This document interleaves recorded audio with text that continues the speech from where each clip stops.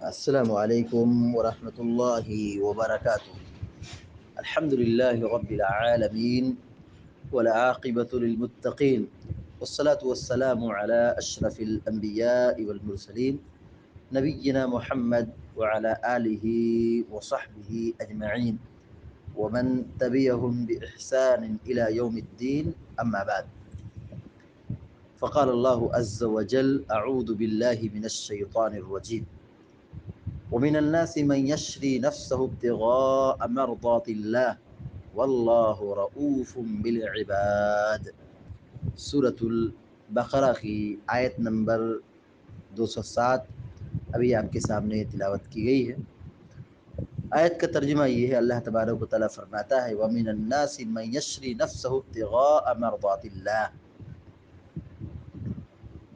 اور لوگوں میں سے کچھ لوگ ہیں جو اللہ کی رضامندی کی خاطر یا اللہ کی رضامندی کی طلب میں اپنی جان بھی بیچ دیتے ہیں، یعنی اپنی جان کی قربانی دے دیتے ہیں۔ واللہ رؤوف بالعباد، اور اللہ تعالیٰ اپنے بندوں پر بہت مہربان ہے، بہت رحم کرنے والا ہے۔ آیت کے ترجمے سے یہ بات آپ نے ملاحظہ کی کہ یہاں اللہ تبارک و تعالیٰ اپنے بعض بندوں کی تعریف بیان کر رہا ہے۔ اس آیت کے متعلق، اس آیت کی تفسیر کے متعلق اہل علم کی ایک بڑی جماعت، مفسرین کی ایک بڑی جماعت اس بات کے طرف گئی ہے کہ اس آیت کے نزول کے سلسلے میں جو واقعہ ہے وہ صہیب رومی رضی اللہ تعالیٰ عنہ ہے، یعنی یہ آیت صہیب رومی رضی اللہ تعالیٰ عنہ کے سلسلے میں نازل ہوئی۔ ہوا کیا تھا، جب وہ ہجرت کرنے لگے تو کافروں نے یہ کہا کہ یہ سب مال تم نے ہمارے یہاں کمایا ہے، اور جب ہمارے یہاں کمایا ہے، تم یہاں پہ آئے تھے تو مفلوق الحال تھے، تنگ دست تھے، کمزور تھے، لہذا اب تم یہاں سے جا رہے ہو تو یہ سب مال یہیں پہ چھوڑ دو۔ لوگوں نے ان کا مال لوٹ لیا۔ صہیب رومی رضی اللہ تعالیٰ نے یہ سارا مال ان کے حوالے کر دیا اور دین ساتھ لے کر کے اللہ کے نبی علیہ السلام کے پاس تشریف لائے، یعنی مدینہ تشریف لائے۔ آپ صلی اللہ علیہ وسلم نے یہ سن کر فرمایا، صہیب نے نفع بخش تجارت کی ہے۔ 2 مرتبہ آپ نے یہ فرمایا۔ حافظ ابن کثیر رحمۃ اللہ علیہ نے اپنی تفسیر میں یہی بات نوٹ کی ہے۔ کہتے ہیں کہ عبداللہ بن عباس، انس بن مالک، سعید بن مسیب، ابو عثمان النہدی، اکرمہ اور مفسرین کی ایک جماعت کا کہنا یہ ہے کہ یہ آیت صہیب بن سنان رومی رضی اللہ تعالیٰ عنہ کے سلسلے میں نازل ہوئی۔ واقعہ یہ تھا، جب مکہ میں انہوں نے اسلام قبول کیا اور جب ہجرت کر کے جانے لگے، لوگوں نے ان کو روک لیا، کہا کہ تم یہ مال لے کر کے ہجرت نہیں کر سکتے ہو۔ تو اب پھر مجبوراً ان کو مال چھوڑنا پڑا، تو گویا کہ انہوں نے اپنے ایمان کی حفاظت کے لیے مال کی قربانی دے دی۔ اللہ رب العالمین نے انہی کے سلسلے میں آیت نازل فرمائی کہ لوگوں میں سے کچھ ایسے اللہ کے بندے ہیں جو اللہ کی رضا کے لیے، اللہ کی رضامندی کی طلب میں وہ اپنی جان تک بیچ ڈالتے ہیں، اپنی جان کی بازی لگا دیتے ہیں۔ مفسرین یہ کہتے ہیں، گرچہ یہ واقعہ صہیب رومی رضی اللہ تعالیٰ عنہ کی طرف اشارہ کر رہا ہے یا اس سے مراد وہ ہے، لیکن اس مفہوم میں وہ سارے بندے شامل ہوں گے جو اپنی جان و مال کی قربانی دیتے ہیں۔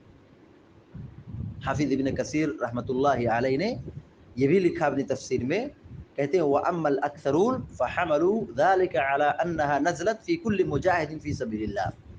وہ کہتے ہیں کہ اکثر مفسرین نے یہ بھی کہا ہے کہ اس آیت کا مصداق ہر وہ مجاہد ہے جو اللہ کی رضا کے لیے جہاد کرتا ہے، اپنی جان اور مال کی قربانی دیتا ہے. جیسے کہ اللہ تعالیٰ نے سورۃ توبہ کی آیت نمبر 111 میں فرمایا ان اللہ اشترى من المؤمنین انفسهم واموالهم بان لهم الجنہ یقاتلون فی سبیل اللہ فیقتلون ویقتلون وعدا علی حقا فی التوراة والانجیل والقرآن ومن اوفى بعهده من اللہ فاستبشروا ببیعکم الذی بایعتم به ذلک هو الفوز العظیم. یعنی جو یہاں اللہ تعالیٰ نے اپنے نیک بندوں کی تعریف کی ہے، کہا کہ وہ اللہ کی رضا کی طلب میں اپنی جان تک بیچ ڈالتے ہیں، قربانی دیتے ہیں. تو اس آیت میں سارے مجاہدین داخل ہوں گے جو اللہ کی رضا کے لیے جان و مال کی قربانی دیتے ہیں. اس سے پہلے کی آیتوں میں آپ دیکھیں اللہ تعالیٰ نے منافقین کا تذکرہ کیا ہے جو صرف دنیاوی مفاد اور مادیت کے پیچھے بھاگتے ہیں، اور اللہ تعالیٰ نے ان منافقوں کی مذمت بیان کی ہے جو اپنی چکنی چپڑی باتوں کے ذریعے سے لوٹ مار کا کام کرتے ہیں، دھوکہ و فراڈ کا کام کرتے ہیں، خیانت کا کام کرتے ہیں، اور پھر وہ حق کو باطل، باطل کو حق بنا کر کے پیش کرتے ہیں، ملمہ سازی کرتے ہیں. اللہ تبارک و تعالیٰ نے منافقوں کی بری صفات کے بعد اللہ نے اپنے نیک بندوں کا تذکرہ کیا ہے. کہا اللہ کے بندوں میں سے کچھ بندے وہ بھی ہیں، لوگوں میں سے کچھ بندے ایسے بھی ہیں جو اللہ کی رضا کے لیے اپنی جان کی قربانی بھی دیتے ہیں. واللہ رؤوف بالعباد. اللہ تعالیٰ اپنے بندوں پر رحم کرنے والا ہے، مہربان ہے. اہل علم کہتے ہیں کہ اس کی رحمت کا ایک مظہر یہ بھی ہے کہ اللہ تبارک و تعالیٰ نے اپنے بندوں کو اسی چیز کا مکلف بنایا ہے بندہ جس کی طاقت رکھتا ہے.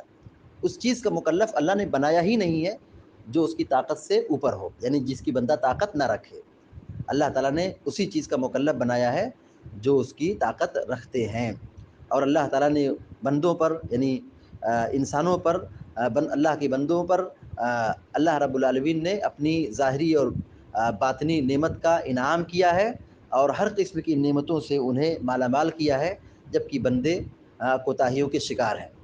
بندوں کے اندر بعض خرابیاں بھی ہیں، کمزوریاں بھی ہیں، عملی کوتاہیاں بھی ہیں، گناہ بھی ہیں، لیکن اس کے باوجود اللہ تعالیٰ ان کو نعمتوں سے نوازتا ہے. یہ اللہ تعالیٰ کی رحمت کا مظہر ہے.